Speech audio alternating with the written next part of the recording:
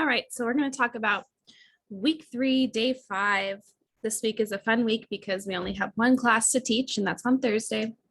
So we want our students to recognize that we have changed our theme. So we went from open to growth, and now we're talking about the grad value of intellectually distinguished.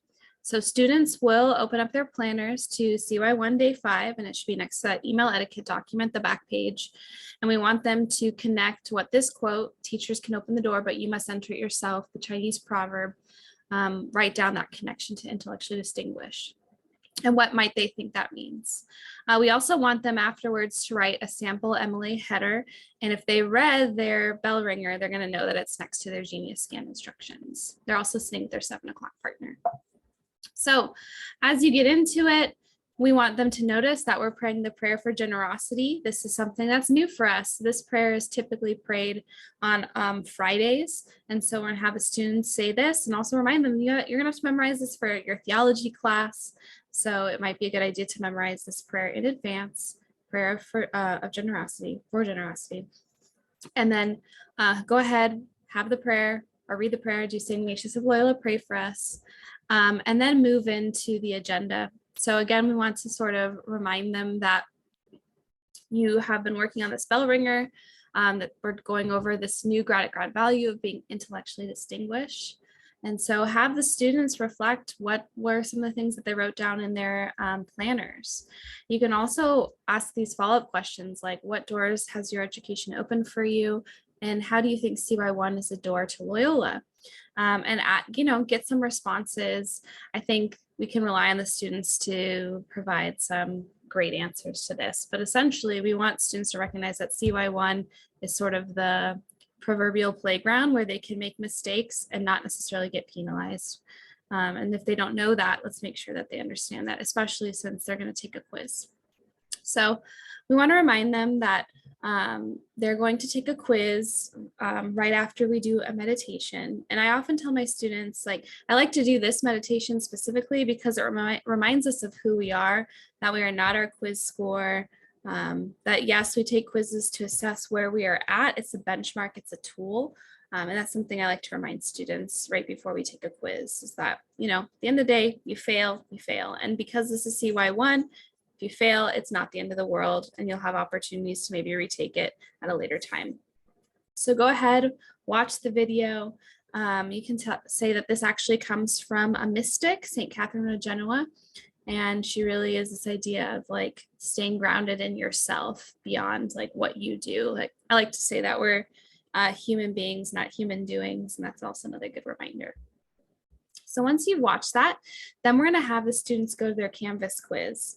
It's they can either find it on their assignments, on the calendar. It's also usually linked in their to-dos. It's on the Canvas landing page. So they should be able to find something that's called 8 Habits of Successful Students Note-Taking Quiz. They're going to click on it, and they have to make sure that they go into Lockdown Browser. So my advice to students is often, because of the module scavenger hunt, they already have Lockdown Browser, open Lockdown Browser. Once you've done that, you're going to be able to access your quiz.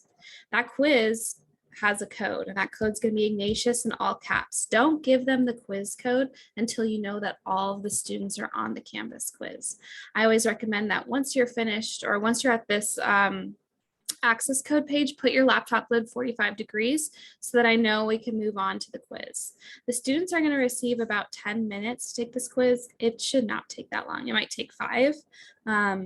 For some students that are very careful, 7 minutes.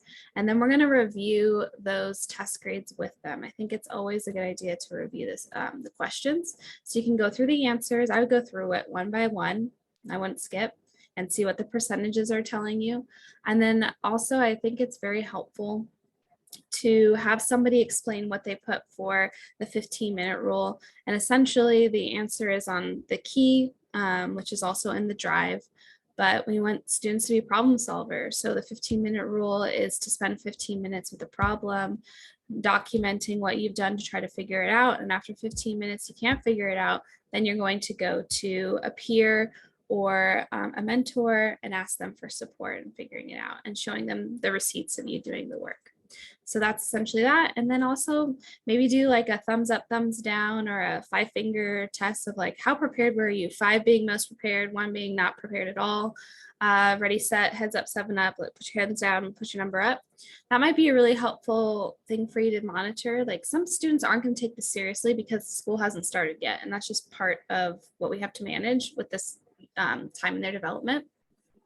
But otherwise, I think it's a great kind of monitor for those that are honest. Be like, okay, this was a categorically easy quiz. So can I imagine what a medium or hard quiz would look like? And how much time do I need to study? And that goes back to that metacognitive practice. So you can even say and connect that this question that we're asking you is really what we did last class, which was that metacognition, right? Learning about learning. What does this tell you about you in an easy quiz? What happens if this was a medium quiz? What do you need to do if it's a hard quiz or a concept or a content area that you're not good at?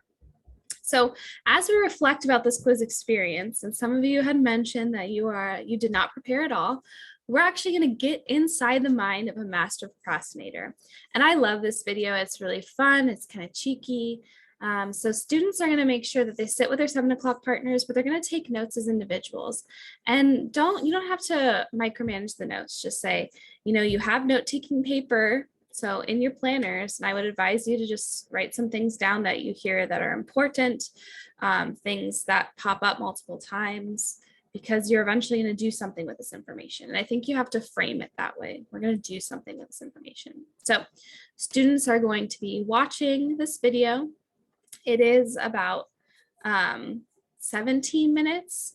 It feels like it would be long, but quite frankly, it's pretty easy for a viewer to watch, especially students. So once they've watched it, then we're going to go ahead and say, all right, this is what our task is today. Tim Urban suggests that we all are procrastinators, right? And so what I'd like you to do with your 7 o'clock partner is talk about, what do you procrastinate and why is that? Who or what is your instant gratification monkey? How is your panic muster activated? And what are some aspects of your life that do not have foreseeable deadlines but are important to you? What can you do to prioritize those? My advice would be not to show them all the questions at once, but give the students like maybe a minute to respond. So in a minute, and then if you want to do 30 seconds, you can say, okay, next partner speaks, right? So we're giving them time to all speak and be heard and validated and listened to. Once they've done that, individually, they're going to go ahead and go to their planner page and review what an MLA heading is. I always like to ask students, well, what is an MLA heading? What should it include? And you should be like, oh, it should be your name. So like if I was Luke Crowfoot, my professor, Miss Hamlin, I'm in period 2. The date is, and I think this day would be 7 July 2022. Right? And so we want students to learn that this heading is going to be really important for a lot of their classes, and that their homework that they're going to turn in, called Connecting the Dots, which is on their planner page, should include an MLA heading.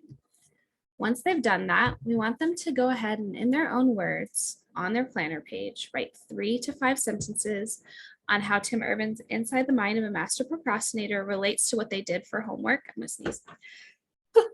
What they did for homework on Thomas Frank's 8 Habits of Successful Students. We want them to make those connections, connecting the dots, right? Why did they watch that video and why watch Tim Urban's video as a response to them taking a quiz? And then with their collective wisdom in mind, what habit are they going to commit to for their Cub Year 1? And we want them to write this down because they're actually going to use that habit for their faith crest later. So again, we're reiterating, if they didn't do well on this quiz, they might need to go back to their notes and look at their notes and make sure that they have all the right information.